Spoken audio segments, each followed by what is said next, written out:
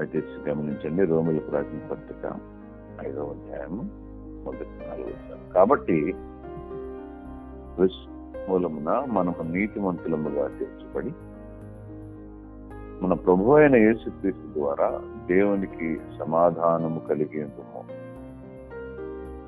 మరియు ఆయన ద్వారా మన విశ్వాసం వలన ఈ కృపయందు ప్రవేశము గలవారమై అందులో నిలిచి ఉండి దేవుని మహిమను గూర్చిన నిరీక్షణను బట్టి అతిశయపడుచున్నాము. 3వ వచనం, అంతేకాదు శ్రమ ఓర్పును, ఓర్పు పరీక్షను, పరీక్ష నిరీక్షణను కలుగు చేయనని ఎరిగి శ్రమల యందును అతిశయపడదుము. శ్రమల యందును అతిశయపడదుము. ఇక్కడ 2 కాంట్రాస్టింగ్ థింగ్స్, పూర్తిగా విభిన్నమైనటువంటి 2 అంశాలు ఇక్కడ మనకి కనపడుతున్నాయి. 2వ వచనములో ఈ కృపయందు ప్రవేశము గలవారమై అందులో నిలిచి ఉంది అంటాడు. దేవుని కృప గురించి మాట్లాడతాడు. 3వ వచనంలో శ్రమ గురించి మాట్లాడతాడు. ఎట్లా రెండింటికి పొంతన? కృప ఉంటే శ్రమ ఎందుకు ఉండాలి? దేవుని యొక్క కృపలో నిలిచి ఉండు అంటాడు, శ్రమ ఓర్పునిస్తుంది అంటాడు. What a difference between these 2 things. ఈ రెండింటి కాంబినేషన్ ఏంటి? దేవుని కృప అనగానే అంత సమాధానం, సంతోషం రావాలి కదా. చాలా మంది ప్రార్థనలో లేకపోతే ఇతరులకు మనం ఆశించేటప్పుడు సమాధానం, దేవుని కృప, నీ కృప మా మీద ఉంచిన ఆయన, నీ కృపలో మేము నిలిచి ఉండేలాగా సహాయం చేయి, నీ కృప దేవుని కృప అండి అని మాట్లాడతాం కదా. దేవుని కృప గురించి మాట్లాడతాం కదా. ఇక్కడేమిటి? దేవుని కృపలో నిలిచి ఉండడు అంటాడు. మళ్ళీ శ్రమ ఓర్పుని గురించి, ఓర్పు నిరీక్షణ, ఇలాంటి మాటలు మాట్లాడతాడు. శ్రమ గురించి అంతేకాదు శ్రమ అంటాడు. కృప మాత్రమే కాదు, శ్రమ కూడా అంటాడు. It is not only grace but also tribulation అంటాడు.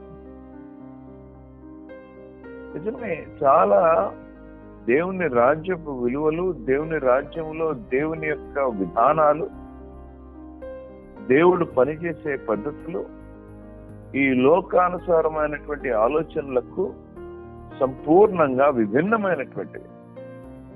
They are totally different to how we think, how the world thinks. ఈ లోక విలువలకు సంపూర్ణంగా మరి విరుద్ధమైనటువంటివి, సమూలంగా వేరైనటువంటివిగా దేవుని యొక్క నియమాలు ఉంటాయి. గ్రేస్ ఉంటుంది కానీ శ్రమ కూడా ఉంటుంది. కృప ఉంటుంది, శ్రమ కూడా ఉంటుంది. ఇది మన జీవితాల్లో మనం దేవుణ్ణి ఎప్పుడైనా సరే మనం ప్రార్థన చేసేటప్పుడు,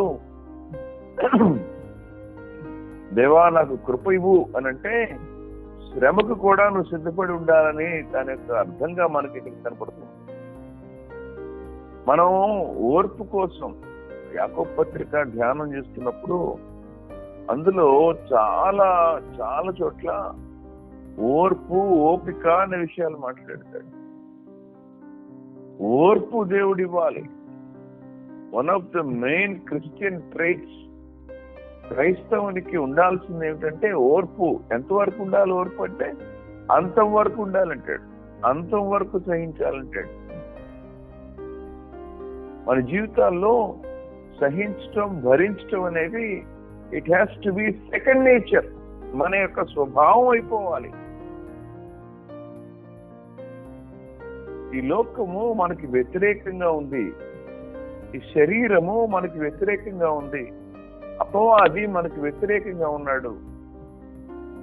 మనల్ని దేవునికి దూరంగా చేయడానికి ఈ 3 శక్తులు కూడా నిత్యము కూడా పనిచేస్తూ ఉంటాయి. మనల్ని నాశనానికి ఈడ్చుకుని వెళ్ళటానికి అపవాది, లోకము, శరీరము, ఈ మూడు కూడా పనిచేస్తూ ఉంటాయి. ఈ మూడింటిని జయించాలంటే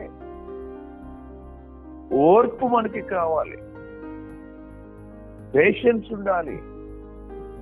ఓర్పు చాలా ప్రాముఖ్యం. అయితే ఓర్పుని మనం ఎట్లా నేర్చుకుంటాము? ఓర్పు మనకి ఎట్లా అర్థమవుతుంది? ఓర్పుని మనం ఎట్లా సాధన చేస్తాము? ఓర్పులో మనం ఎట్లా పట్టా తీసుకుంటాము? ఓర్పుని మన సొంతం ఎట్లా చేసుకుంటామంటే ఒకే ఒక్క మార్గం ఉందంటాడు. అదేంటంటే శ్రమ. శ్రమ, ట్రిబ్యులేషన్. శ్రమ ద్వారా తప్ప మనం ఓర్పు నేర్చుకునే అవకాశమే లేదు.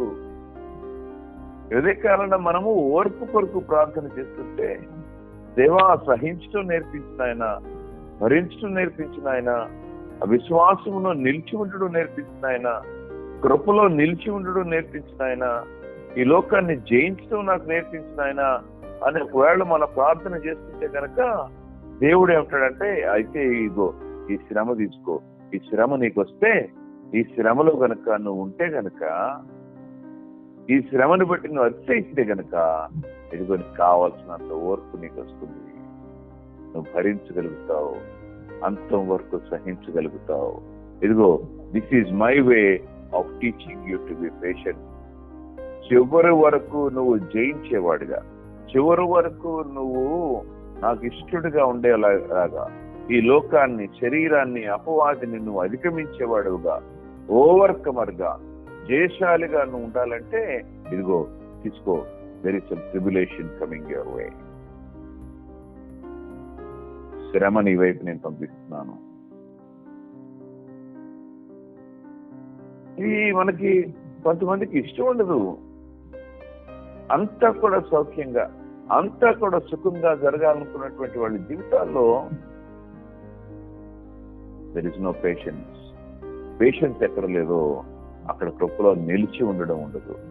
కృపలో ఎక్కడ నిలిచి ఉండడం ఉండదో ఆశ లేనటువంటి వారుగా, నిరీక్షణ లేనటువంటి వారుగా ఉంటారు. ఇదే కాలన్నా మనం జ్ఞాపకం చేసుకోవాల్సిన విషయం ఏంటంటే, ఓర్పు ఎక్కడ అది పెరిగి పెద్దతవుతుందంటే, ప్రతి ఘటన ఎక్కడ ఉంటుందో అక్కడ ఓర్పు పెరుగుతుంది. మన జీవితాల్లో ప్రతి ఘటన ఉన్నటువంటి ప్రతిఘటన వాతావరణంలో మాత్రమే ఈ ఓర్పు పెరిగి పెద్ద అవుతుందనే విషయాన్ని మనం లంగర్ వేస్తాం కదా. లంగర్ వేసినప్పుడు ఆ లంగరు దాని బలం ఎప్పుడు తెలుస్తుంది? ఓడకి, పెద్ద పెద్ద ఓడలకి మనకు తెలుసు, అంటే మనకి ఓడలకు పెద్దంత ప్రవేశం మనకు లేదు, దాంట్లో మనకంత అవగాహన మనకు లేదు. కానీ నేను చూశాను, ఈ రోజుకి కూడా పెద్ద పెద్ద చైన్లు వేసి లంగర్లు వేస్తుంటారు. ఎంత చైన్లు అంటే, ఒక్కొక్క గొలుసులో ఒక్కొక్క రింగ్, గొలుసులో ఒక్కొక్క రింగు ఒక్కొక్క లారీ మోసే అంత బలంగా ఉంటాయి లంగర్లు. అయినా కూడా ఆ ఓడల్లో కొన్ని లంగర్లు తెగిపోతాయంట. ఎందుకంటే తుఫాన్లు వచ్చినప్పుడు లంగర్ల బలం తెలుస్తుంటారు. మా ఇంట్లో కూడా చెట్లు ఉన్నాయి. కొన్ని చెట్లు చాలా బలంగానే కనపడతాయి. సిల్వర్ ఓక్ అని ఎక్కడ కొండ ప్రాంతాల్లో పెరిగే చెట్లు అవి. నేను ఇష్టం కొద్దీ తీసుకొచ్చి చేశాను ఒక 15 ఏళ్ల క్రితం. అవి చాలా పెద్దగా లావుగా పెరిగినాయి, కానీ పొడుగ్గా పెరిగిపోయినాయి. ఎక్కువ గాలిని ఆహ్వానిస్తున్నాయి. ఎప్పుడన్నా పెద్ద తుఫాన్ వచ్చినప్పుడు నా మొట్టమొదటి ఆలోచన కిటికీలో నుంచి ఏం చూస్తానంటే, ఆ పొడుగాటి చెట్లు ఉన్నాయా లేదా అని చూస్తూ ఉంటాను. నిజానికి ప్రతి తుఫానికి 1-2 చెట్లు విరిగిపోతాయి. అవి ప్రతి తుఫానికి 1-2 చెట్లు విరిగిపోతాయి. కానీ కింద కొన్ని చెట్లు ఉన్నాయి, బొగడ చెట్లని, చాలా బలమైన చెట్లు. చిన్నగా ఉంటాయి కానీ చాలా బలం. ఎక్కువ గాలికి ఊగిపోతాయి కానీ ఎరగవు. అనుకుంటున్నాను, ప్రతి తుఫానికి ఆ చెట్లు ఇంకా బలపడుతున్నాయి. ఎందుకనంటే నెక్స్ట్ తుఫాన్ వచ్చేటప్పటికి ఎట్లా రెడీ అవ్వాలో చెట్టు దానంతటికి అది సిద్ధమవుతుంది. మన జీవితాల్లో కూడా తుఫాన్లు వచ్చిన కొద్దీ మనం బలపడతాం. We get stronger and stronger with each cyclone in our life. ఇదిగో భయంకరమైనటువంటి ఇబ్బంది వచ్చింది, భయంకరమైన ఇరుకు వచ్చింది, ట్రిబ్యులేషన్ వచ్చింది, శ్రమ వచ్చింది. ఇదిగో అన్యాయంగా మనల్ని కొంతమంది ఇట్లా అంటున్నారు, ఇంట్లో కుటుంబస్తులు మనల్ని మనకు దూరంగా ఉంటున్నారు. ప్రభువుని బట్టి అనేకమైనటువంటి తుఫాన్లు మన జీవితాల్లో వస్తున్నాయి. We're becoming stronger. దేవుని కృపలో నిలిచి ఉంటున్నాము. అదేవిధంగా శ్రమ మనకి ఓర్పును నేర్పిస్తుంది. ఆ ఓర్పు మనల్ని భద్రపరుస్తుంది. ఆ ఓర్పు మనల్ని నాశనం కానివ్వదు. ఎన్ని శ్రమలు తట్టుకోవటం మనం నేర్చుకుంటామో ఆ శ్రమలకి మనము we become immune to those things. చిన్న చిన్న తుఫాన్లకి మనం కొట్టుకుపోయే వాళ్ళంగా ఉన్నాం. అది మనకి మేలు, అది మనల్ని పరలోకం చేర్పిస్తుంది. ఆ ఓర్పు నిరీక్షణకు దారితీస్తుంది, బదులమైనటువంటి నిరీక్షణకు దారితీస్తుంది. ఎందుకు వస్తుంది ఇదంతా అంటే ఇదిగో ట్రిబ్యులేషన్ వల్ల అంటాడు. కాబట్టి శ్రమ మంచిదే, శ్రమ మంచిదే. శ్రమ మనల్ని పరిణీతి కలిగినటువంటి వారిగా చేస్తుంది. శ్రమ మనల్ని మనకి గమ్యానికి మనల్ని చేర్చేదిగా అది మనకు ఉంటుందన్న మాట మనం జ్ఞాపకం చేసుకోవాలి. మనం అనేక సార్లు సమస్య తీర్చి మన దేవుని అడిగితే ఒక ప్రక్రియను ఇస్తాడు దేవుడు మనకి. ఆ ప్రక్రియ ద్వారా సమస్యను తీరుస్తాడు. కానీ ఆ సమస్య ఒక్కటి మాత్రమే ఆ ప్రాసెస్ తో తీసినట్టు దేవుడు తీయడట. He gives as a process through which we can overcome that problem. ఒక ప్రాసెస్ పెడతాడు మన జీవితాల్లో. ఆ ప్రాసెస్ పెయిన్ఫుల్ గా ఉంటుంది, కొన్నిసార్లు కష్టంగా ఉంటుంది, నొప్పిగా ఉంటుంది, భారంగా ఉంటుంది, భయం వేస్తుంది.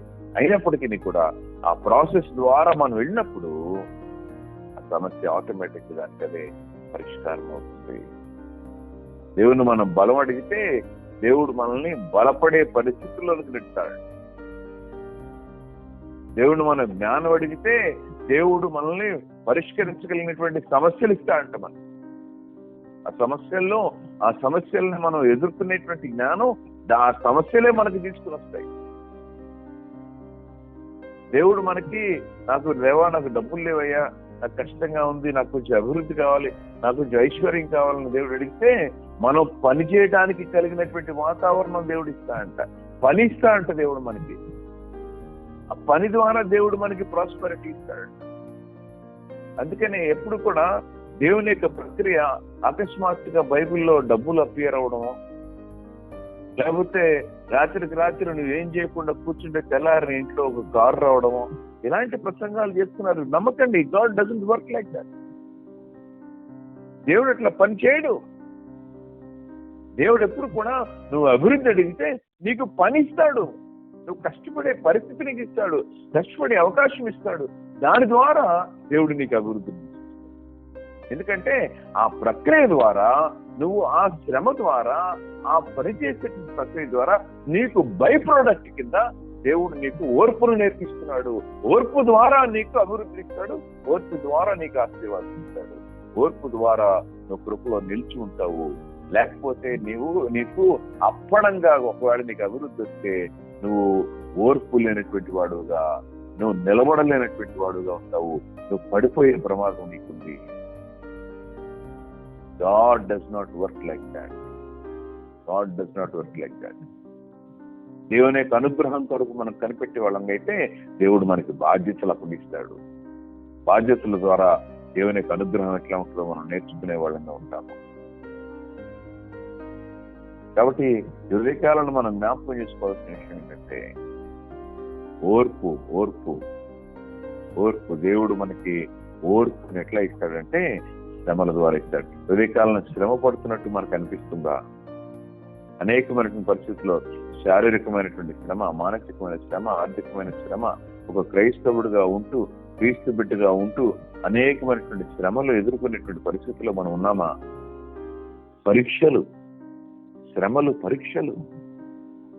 ఎందుకంటే ఆ పరీక్ష ద్వారా దేవుడు మనల్ని దృఢపరుస్తున్నాడు, బలపరుస్తున్నాడు, సిద్ధపరుస్తున్నాడు, నిరీక్షణని అధికం చేస్తున్నాడు. అంతం వరకు సహించే గొప్ప వరాన్ని దేవుడు మనకు అందులో దాచి ఉంచాడు. అందులో మనకు దేవుడు దాచి ఉంచాడు. దేవుడు మనకి ఏం నేర్పిస్తున్నాడు? అది నేర్చుకునే మనస్సు మనకి ఉండాలి. శ్రమకి భయపడే వాళ్ళంగా క్రైస్తవులు ఉండకూడదు. ఆ శ్రమలో నుంచి దేవుడు మనకి సిరులు దాచి ఉంచాడు. ఈ శ్రమ గుండా నువ్వు వెళ్ళినందుకు, ఈ తుఫాను గుండా నువ్వు వెళ్ళినందుకు, ఈ భయంకరమైనటువంటి పరీక్ష గుండా నువ్వు వెళ్ళినందుకు ఒకనొక దినాన దేవునికి స్తోత్రం చెల్లిస్తావు. నువ్వు ఏం చేస్తానంటే, ఈ శ్రమ గుండా వెళ్ళకపోతే నీకు ఓర్పు అనే గొప్ప వరము నీకు వచ్చేది కాదు. ఆ ఓర్పే గనక నీకు లేకపోతే నీకు సహనం వచ్చేది కాదు. ఆ సహనమే గనక లేకపోతే నీకు నిరీక్షణ వచ్చేది కాదు.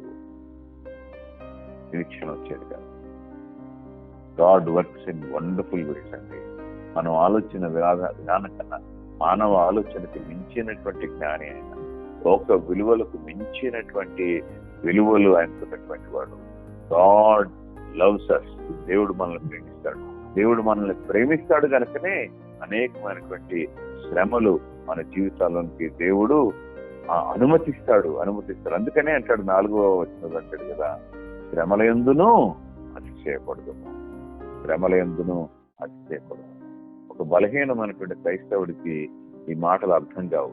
పరిణీతి లేనటువంటి క్రైస్తవుడికి ఈ మాటలు అర్థం కావు. కానీ ప్రభు ప్రేమించి మనకి శ్రమలు అనుగ్రహిస్తాడన్న మాట ఉదయకాలం మనం జ్ఞాపకం చేసుకోవాలి. ప్రేమించి మనల్ని పరీక్షలిస్తాడన్న మాట మనం తెలుసుకోవాలి. ఏం చేస్తానంటే ఆయన ఆ రిజల్ట్ మీద దృష్టి పెడతాడు, ప్రాసెస్ మీద దృష్టి కాదు. రిజల్ట్ మీద. ఆ రిజల్ట్ ఏంటంటే నిరీక్షణ, సహనము, ఓర్పు. సహనము, ఓర్పు, కృప, దేవుని కృప. ప్రార్థన చేసుకున్నామండి. అదే కాలంలో ఒకవేళ శ్రమను బట్టి బాధపడుతున్నా, మనకు వచ్చినటువంటి పరిస్థితులను బట్టి మనం వేదన చెందుతున్నా, నిజమే మనకు అట్లాంటి ఆలోచనలు కలగొచ్చు. ఏంటి దేవా నా జీవితంలో ఏదైనా ఆలోచన కలగొచ్చు. కానీ there is grace in it. There is tribulation which brings great patience. శ్రమ ద్వారా గొప్ప ఓర్పు. అదే కృప.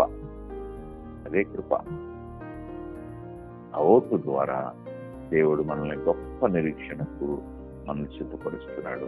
ఎక్కడొక్కడ తొణకని వెనకని ఒక నిరీక్షణ, ఎక్కడొక ఏ గాలికి కొట్టుకుపోయిన నిరీక్షణ, ఎలాంటిదైనా తట్టుకునేటువంటి ఆ యొక్క నిరీక్షణ కొరకు దేవుడు మనల్ని సిద్ధపరుస్తున్నాడు. కృపగల మహారాజా నీకు వందనాలు చెల్లిస్తున్నాను. నిజమే దేవా, మా ఆలోచనలకు మించినటువంటి జ్ఞానం ఆయన.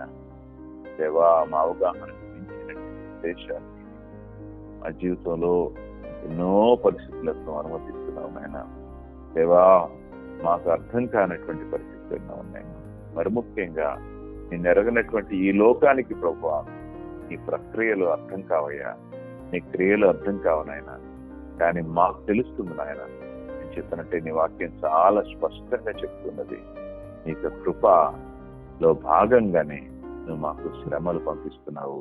ఆ శ్రమల ద్వారా ప్రభువా గొప్ప ఓర్పు, నిరీక్షణ మా జీవితాల్లో నువ్వు వరాలుగాను మాకు అనుగ్రహిస్తున్నావు. చేసినట్టే మా దేవా అంతం వరకు సహించేవాడే దేవా రక్షింపబడినటువంటి వాడిగా ఉంటాడని నీకు వాక్యం మాతో మాట్లాడుతున్నది కనుక నీకు స్తోత్రం చెల్లిస్తున్నాము. నిజమైన ఆయన, ఈ శరీరం గతించిపోతుంది, ఈ లోకం గతించిపోతుంది, కానీ దేవా నీతో ఉండేటువంటి అవకాశం మాత్రం దేవా మేము జారు విడుచుకోవటం మాకు ఇష్టం లేదు నాయన. కాబట్టి అదే కారణం మా దేవా శ్రమలను బట్టి కూడా అతిశయించగలిగినటువంటి పరిణీతిని ప్రభువా మాకు అనుగ్రహించమని వేడుకుంటున్నాము. దేవా, ఈ దినం నుంచి యేసయ్యా మా జీవితంలో నిన్ను నమ్మినటువంటి బిడ్డల జీవితాల్లో దేవా నువ్వు పనిచేసేటువంటి ప్రక్రియలను ప్రభువా మేము ఆహ్వానిస్తున్నాము. దేవా నీ చిత్తానికి మమ్మల్ని మేము అర్పించుకుంటున్నాము. నీకే స్తుతి, మహిమ, ఘనతలు ఆరోపించుకుంటున్నాము. మమ్మల్ని మేము ప్రభువాన్ని వర్షము చేసుకోవడానికి ఇష్టపడుతున్నాము. యేసు నామమున స్తుతించి వేడుకుంటున్నాము తండ్రి. ఆమేన్.